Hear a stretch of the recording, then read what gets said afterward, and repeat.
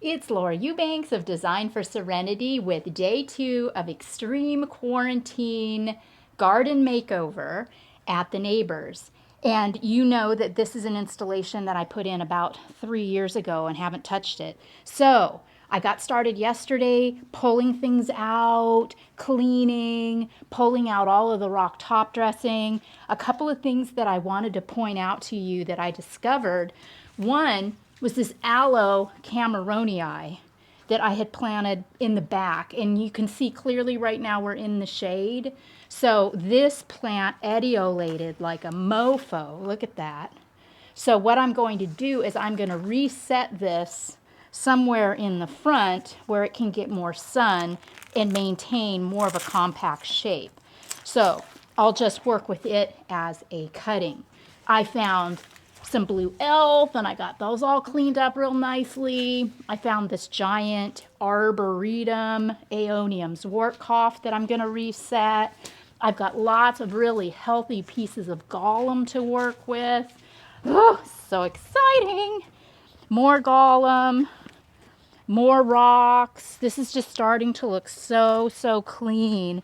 And like I told you yesterday, I'm beginning to see my way clear now. It's all beginning to make sense. So today I'm going to continue with my clearing and cleaning, and I'm not quite done pulling things out. I'm not going to pull out everything, but one tip that I did want to share with you all, if you're working with Tiricali, Euphorbia sticks on fire, one, you know it's a Euphorbia. Don't touch the inner white sap and get it in your eyes because it is toxic. It's also a fantastic plant if you keep up with it. So every time I do a maintenance, well, I should say every couple of years, I always pull this plant out of the ground.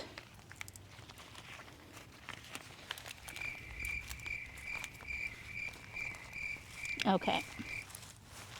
So because this has such a aggressive root system, I like to keep working with it as a cutting from time to time. Why? Because I want to control its growth. I don't want this, especially in this tiny garden, to get too big. So what I will be doing is cutting this right about here. I'm going to need to get my loppers to do that because the wood is pretty hard, but I'm going to cut it right there and then just plop it back in the ground as a cutting, and it'll be coloring up beautifully for me and be really easy to manage moving forward. Okay, the next thing is this Plectranthus. This technically isn't a succulent. I've never attempted to work with this as a cutting. I mean, you might try if you want, but my understanding has always been that the thinner the leaf, the less success that you will have with a plant as a cutting. And these leaves are really thin. This is one that I work with like a traditional plant. And remember, you want to resist the temptation to cut it straight across. We want it to look natural. So you're going to be very judicious with your cuts. And you're going to go from the inside of the plant and follow these branches to be sure. Yep, that's one I want to go. Good. I want to expose this gorgeous Sahara, Echeveria Sahara, that's just completely buried. You don't even really need clippers with this stuff. It's so easy to work with. Oh my gosh, look at me. I'm just pulling it with my bare hands. You know, you got to think before you start, although this plant in the warmer months grows literally like a weed. It smells like one too. But it grows so fast that you really can't screw this up. So don't overthink this. But do think about what is your objective. Now it is April. It's late April in San Diego. Look at all of these gorgeous flowers. You know, I don't want to annihilate this plant right now. I would say that in the winter would be a really good time to just cut it back hard and, you know, let it just fluff out in the springtime. But since this hasn't been attacked in a couple of years, it leaves me with a quandary.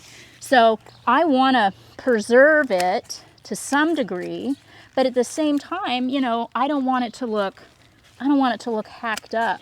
Thus, the idea of reaching inside and taking off some of the branches from the bottom. And that way the top branches can kind of hang over and cover up the cut marks that you've made. I'll show you what I mean here. So let me pull all that out.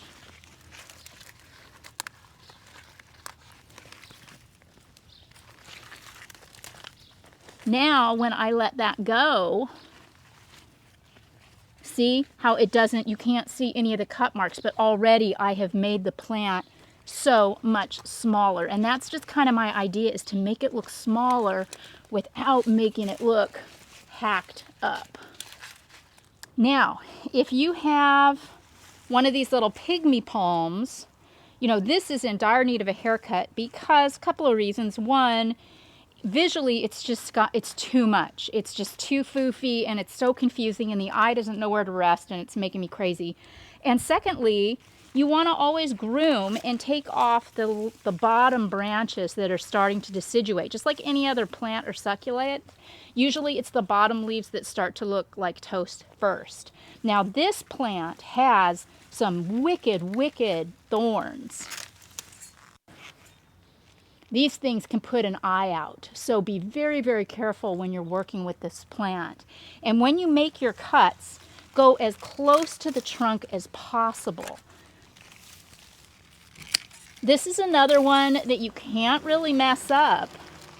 Just start at the bottom and work your way around and up. And it's subjective. You'll cut as much as you want. And you'll want to step back from time to time while you're working to kind of review what you've done. Now I can already see I want to expose this gorgeous barrel cactus. So I think I want to come up even more in front of the barrel.